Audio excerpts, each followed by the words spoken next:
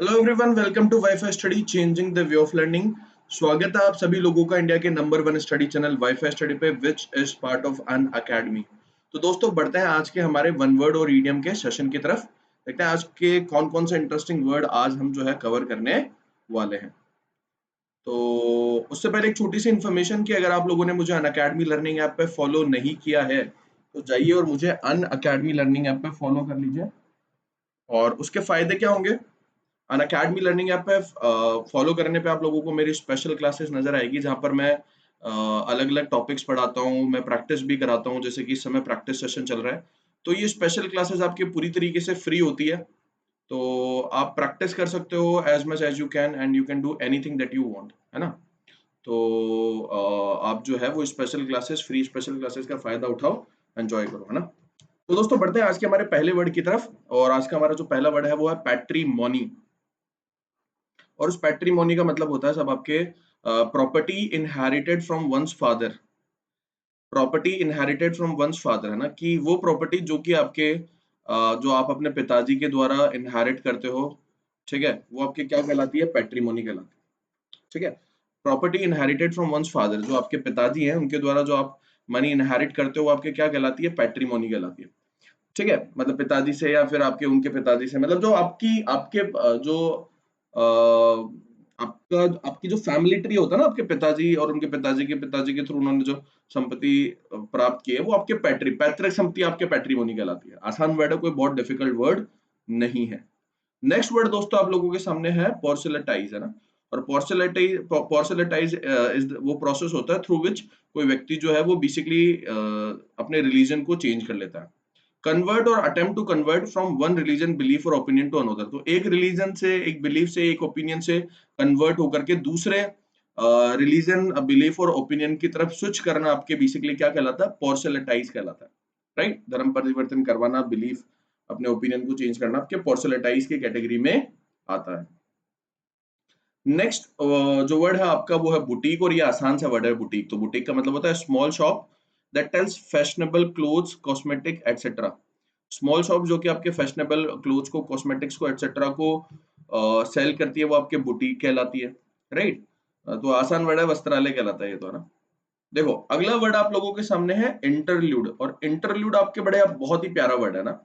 तो दो जो इवेंट्स होते हैं उनके बीच के अंदर, जो उनके बीच का जो अंतराल होता है, जो पीरियड होता है, उसको रिप्रेजेंट करने के लिए हम इंटरल्यूड बोलते हैं। समझ रहे हो ना?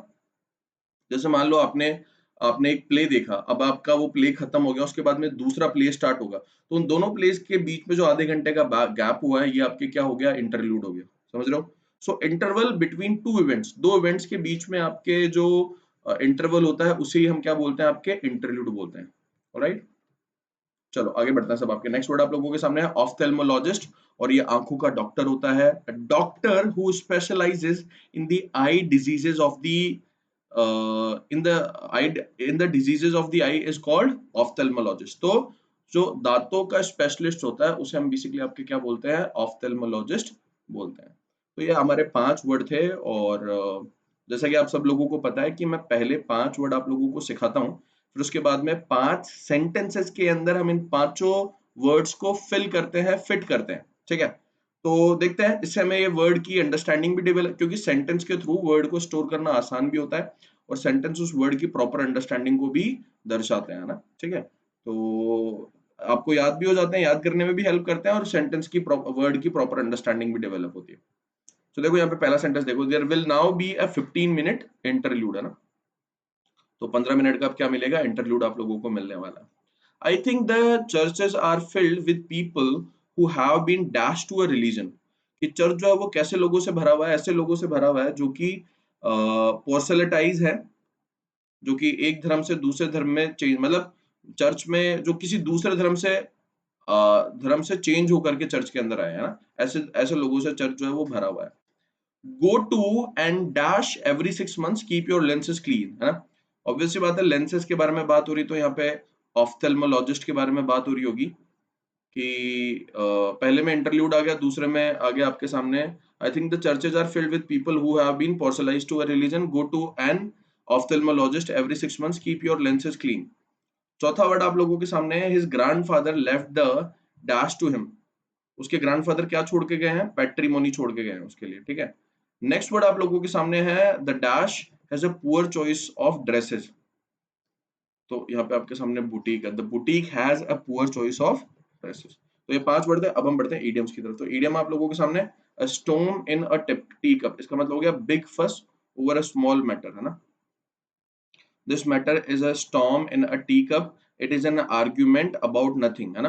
कि ये जो मैटर है ना, ये स्टॉर्म इन अ टी कप है, मतलब ये छोटा सा मुद्दा है जिसको बहुत बड़ा बना दिया गया है ना। ठीक है, छोटे से मुद्दे के ऊपर बहुत ही ज्यादा इसको चर्चाएं हो रही है, डिस्कशन हो रहा है, इतना बड़ा मुद्दा है ही नहीं, है ना। ठीक है, तो ये यहाँ पे कहना चाह रहा है बिग फस ओवर ए स्मॉल मैटर, छोटे से मुद्दे के ऊपर लंबी बहस होना या लंबे समय तक उलझे रहना आपके स्टॉर्म इन अ टी कप कहलाता है। डू अ रोअरिंग ट्रेड का मतलब होता है highly successful. It was a hot sunny day and the ice cream sellers were doing a roaring trade. मतलब गर्मियों के दिनों के अंदर जो आइसक्रीम सेलर होता है वो रोअरिंग ट्रेड करता है, मतलब वो बहुत पैसे कमाता है, हाईली सक्सेसफुल होता है, मतलब उसकी खूब आइसक्रीम बिकती है तो वो अच्छे पैसे कमाता है। सो हाईली सक्सेसफुल आपके डू अ रोमिंग ट्रेड कहलाता है। सेंटेंस के थ्रू इस ईडियम को अपने दिमाग में फिट करेंगे। It was a hot sunny day and the ice cream sellers were doing a roaring trade, काफी सक्सेसफुल थे, अच्छा आइसक्रीम सेल कर रहे थे। Keep body and soul together, इसका मतलब होता है to have just enough to sustain. तो मतलब पर्याप्त मात्रा में होना किसी चीज का सस्टेन करने के लिए आपके keep body and soul together कहलाता है। He earns barely enough to keep body and soul together. तो बॉडी और सोल को टुगेदर रखने में, मतलब सस्टेन करने के अंदर जो है वो इतना ही कमाता है कि अपनी बॉडी और सोल को वो क्या कर सके, आपके सस्टेन कर सके, मतलब वो अपना गुजारा बसर कर सके, गुजर बसर कर सके, इतना ही पैसे वो आपके कमाता है। विल और द विस्प, इसका मतलब होता है आपके एन अनअटेनेबल गोल, ऐसा गोल जिसे प्राप्त करना इम्पॉसिबल है, बहुत डिफिकल्ट है, वो आपके विल और द विस्प कहलाता है। जैसे कि इस भाई ने क्या कर लिया, सीढ़ी लगा ली और ये आसमान को छूना चाहता है, तो क्या ये पॉसिबल हो पाएगा? क्या सीढ़ी लगा करके क्या वो आसमान को छू पाएगा? नॉट इवन पॉसिबल, है ना। So full employment, example sentence देखो, full employment is the will o' the wisp that politician have been chasing for decades. कि सबको रोजगार मिलना जो है वो आपके विल और द विस्प है, जिसको पॉलिटिशियन बहुत सालों से चेज करने की कोशिश कर रहे हैं, लेकिन फिर भी पूर्ण रोजगार जो है वो नहीं दे पाए हैं। इसीलिए इंडिया डेवलपिंग कंट्री है, राइट। पूर्ण रोजगार नहीं है यहाँ पे लोगों के पास में। नेक्स्ट आप लोगों के सामने है क्लॉक एंड डैगर, इसका मतलब होता है एक ऐसी एक्टिविटी जिसके अंदर मिस्ट्री और सीक्रेसी हो। An activity that involves mystery and secrecy आपके क्लॉक एंड डैगर कहलाता है। She was released from prison in a clock and dagger operation yesterday. एक clock and dagger operation में एक बहुत ही सीक्रेट और मिस्ट्री से भरे ऑपरेशन के अंदर उसे कल जो है वो प्रिजन से छोड़ दिया गया, है ना, रिलीज कर दिया गया ना। क्लॉक एंड डेगर मिस्ट्री से भरा हुआ, विल ऑफ विस्प आपके unattainable goal, keep and body soul together मतलब बस सस्टेन करना, do a roaring trade highly successful, और स्टोम इन अ टी कप का मतलब हो गया बिग फस ओवर अ स्मॉल मैटर। तो भैया मैच करो, पहला आपके सामने है storm in a tea cup, big fuss over the small matter, do a roaring trade highly successful, keep body and soul together, keep body and soul together। अगर तुमको मान लो लगता है कि मैं जल्दी कराता हूं तो इसको स्टॉप करके और खुद से मैच किया करो भाई। keep body and soul together का मतलब होता है to have enough, just enough to sustain। will or the wisp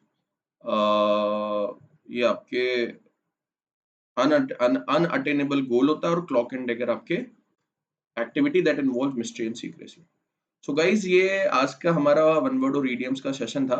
अगर आप लोग इंटरेस्टेड है मेरे रेफरल कोड का प्रयोग करके अनअकैडमी प्लस सब्सक्रिप्शन लेने में, तो आप ले सकते हैं। आपको करना क्या होगा, अनअकैडमी लर्निंग ऐप डाउनलोड करना है, अपनी कैटेगरी एसएससी एग्जाम चूज करनी है, गेट सब्सक्रिप्शन पे क्लिक करना है, साल भर का प्लान चूज करना है और रेफरल कोड लगाना है हर्ष11, अप्लाई पे क्लिक कर देना है।